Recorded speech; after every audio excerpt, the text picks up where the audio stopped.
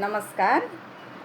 म चाहिँ प्रसङ्ग कहाँ जोड्न थालेँ भने हाम्रो नेपाल बाल विकास सञ्जाल समितिको अध्यक्ष मेरो एकदमै आदरणीय व्यक्तित्व कृष्णा म्यामलाई सर्वप्रथम त म धेरै धन्यवाद दिन चाहन्छु। उहाँले बोलेको कुरा एउटा कृष्णा कुमारी थापाको मात्रै नभएर हामी 36,000 ECD शिक्षकको आवाज हुनेछ।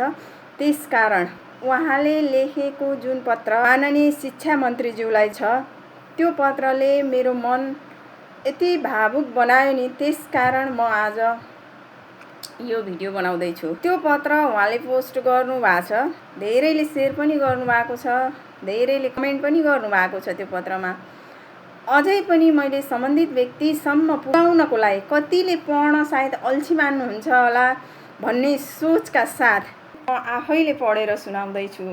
कति मार्मिक छ, कति सान्दर्भिक छ यो पत्र। माननीय शिक्षा मन्त्रीज्यू, आर्थिक वर्ष 2083-84 अधिकांश राष्ट्र सेवक कर्मचारीहरूको तलब भत्ता वृद्धि भएको समाचार आयो। तर विद्यालयको बाल विकास शिक्षकको दैनिक कार्य सञ्चालनमा निरन्तर योगदान दिँदै आएका बाल विकास शिक्षक पनि उपेक्षित किन?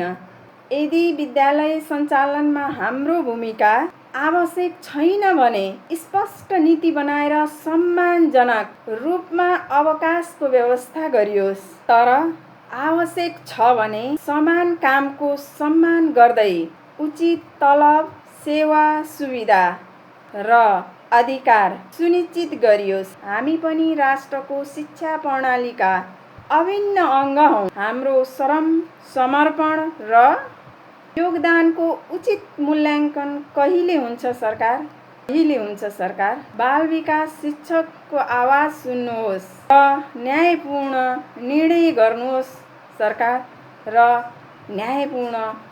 गर्नुहोस् सरकार।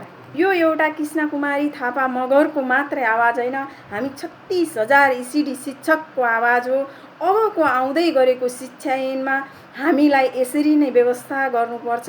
हामीलाई उपेक्षित नराख्नुहोस्। राष्ट्र सेवक कर्मचारी सरह हाम्रो पनि सम्मानका साथ सेवा सुविधामा मध्यनजर जाओस् भन्दै आज मैले यो भिडियो पोस्ट गर्दैछु।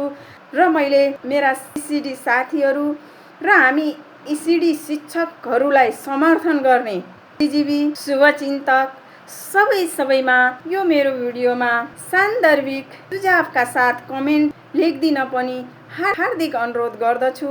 र साथै मैले जतिले मेरो भिडियो यो हेर्नुहुन्छ हामीलाई साथ सपोर्ट दिने र मेरा साथीहरूले लाइक, कमेन्ट, सेयर गरी सम्बन्धित व्यक्तिसम्म पुगाउनलाई ठुलो सहयोग गरिदिनुहुन्छ भन्ने आशाका साथ आज मैले यो पत्र वाचन गरेर भिडियो बनाएको छु।